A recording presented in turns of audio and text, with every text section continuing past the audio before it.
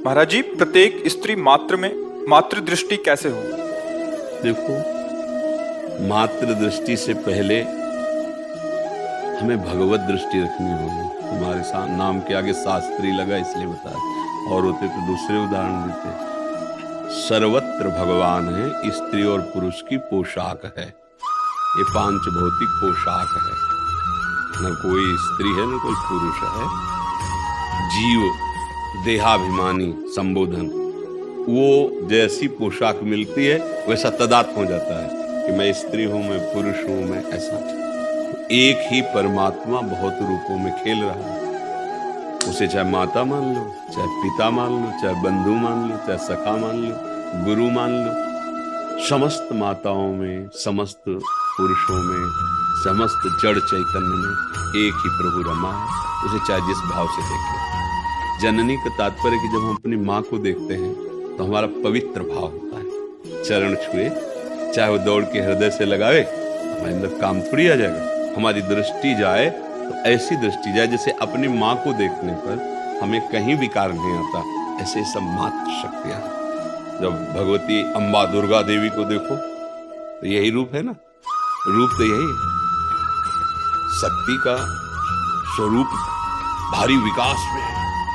वो महान शक्ति है, अनंत शक्तियों का समूह है, लेकिन है तो ऐसा ही स्वरूप ना। माता जी कैसा रूप धारण किए? वस्त्र धारण किए हुए नारी रूप दिखाई दे रहा है, और प्रचंड ज्वालामयी शक्ति है। बड़े बड़े बलवानों को भी फाड़ के फेंक देने वाली अम्बा शक्ति, महिषासुर, रक्त बीज। हमको उसी भाव में देखना है। जैसे हम अपनी माँ को देखते तो नख से सिक तक देखने पर हमारे अंदर काम नहीं आएगा, और वो तभी तक टिकेगा मात्र भाव, जब तक दूरी बना के रहोगे। भाव से देखना, नजदीकीपन नहीं। अगर नजदीकीपन आ गया तो फिर कोई सिद्ध ही बच सकता है जिसको वास्तविक भगवत साक्षात्कार हुआ है, नहीं तो दोष दृष्टि हो ही जाएगी। ओम भगवान व्यास देव जी ने लिखा है, बलवान इंद्री ग्रामो विद्वानम अपि कर्षति। ये इंद्रियां इतनी बलवान है कि अपनी बेटी के पास भी बहुत समय तक एकांत नहीं रहना चाहिए। जवान बेटी हो, अपनी जवान पुत्री हो तो भी बहुत समय तक एकांत नहीं रहना चाहिए। आप और आपकी पुत्री के बीच में तीसरा कोई होना चाहिए। अगर बहुत काल तक एक जगह रहोगे तो बलवान इंद्री ग्रामो विद्वानम अपि कर्षति। तो जैमिनी जी नाम के एक महापुरुष थे, तो उन्होंने भगवान व्यास देव जी ने जब इस श्लोक रचा और बोला तो उनका भगवान ये बात हमें समझ में नहीं आ रही कि माँ के पास, पुत्री के पास, बहन के पास, अरे वो पिता है, वो भाई है, अगर एकांत में भी रहेगा तो क्या उसके अंदर काम आ जाएगा? मतलब वो मूर्ख ही होगा तो ऐसा होगा। विद्वान मपि कर्षति, वो विद्वान फिर ऐसा कैसे हो जाएगा? तो जो गुरुजन होते हो ज्यादा तर्क वितर्क नहीं करते, तो उनका इस प्रश्न का किसी दिन समाधान करेंगे। अभी आगे प्रसंग चलता है। उसे फिर बोले शाम की हमारी इच्छा है कि बद्री विशाल में भी एक आश्रम, प्रयाग में भी है, तो कुछ समय के लिए हम वहाँ के ऋषि मुनियों के दर्शन के लिए तुम संभालो, तुम यहाँ के प्रधान बनो, और सब ब्रह्मचारी हैं, और जो यहाँ की दिनचर्या वही करना।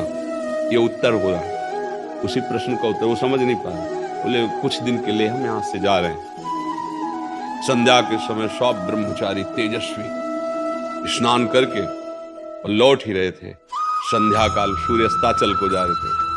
हल्की हल्की बूंदें गिरने लगी, छम छम छम छम पायलों की धुनी, नौ किशोर अवस्था, और ऐसी सौंदर्य शोभा देखते ही रह जाओ।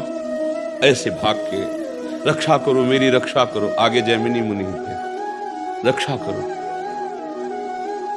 क्या बात है? देखा नहीं ऐसे नीचे देख, क्या बात है? कौन सता रहा है? मैं भटक गई हूँ, रात्रि का समय है। अगर एक रात्रि आपके यहाँ मुझे रहने को मिल जाए तो मैं प्रातः अपने स्थान को चली जाऊंगी, पर मेरी रक्षा करो, मेरा स्त्री शरीर है, मैं जंगल में रह नहीं सकती और मैं भटक गई हूँ। वहाँ नहीं, गुरुदेव का आदेश है, आश्रम में सब ब्रह्मचारी रहते हैं, वहाँ शरणागत हूँ। अगर एक रात्रि रख लेंगे तो मेरा जीवन बच जाएगा। नहीं, जंगली जानवर मार सकते हैं या कोई दुराचारी पुरुष ऐसा। विचार किया, बात तो सत्य है। तो उस समय कुछ में झोपड़ियां और कुछ खपरेले जिनमें ब्रह्मचारी जन रहते हैं। तो एक छोटा खपरेले का दरवाजा लकड़ी का, ऊपर से खपरेला।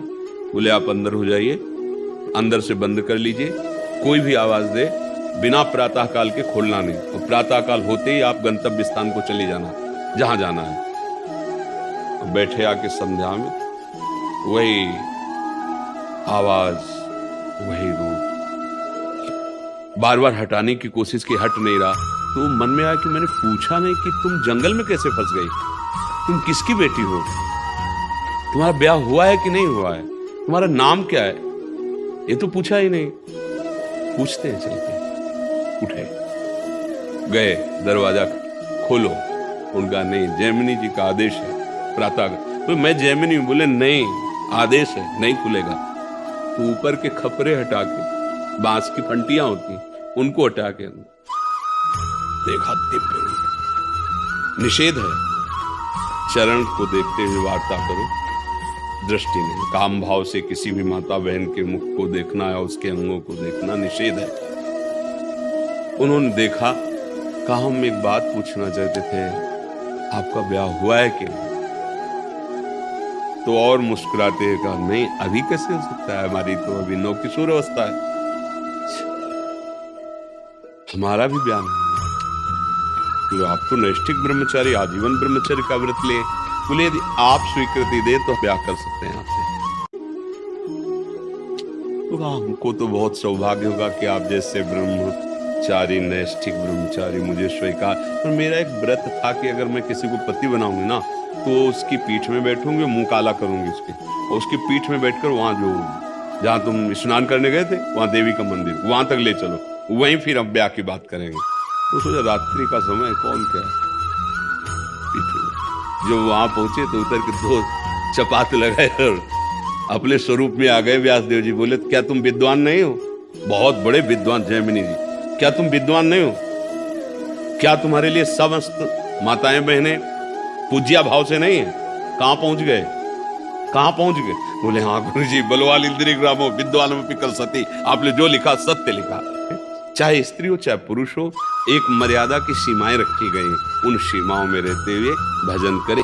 सब में मातृभाव रखना, पर मातृभाव सब में वही रख सकता है जो भगवत भाव से युक्त है।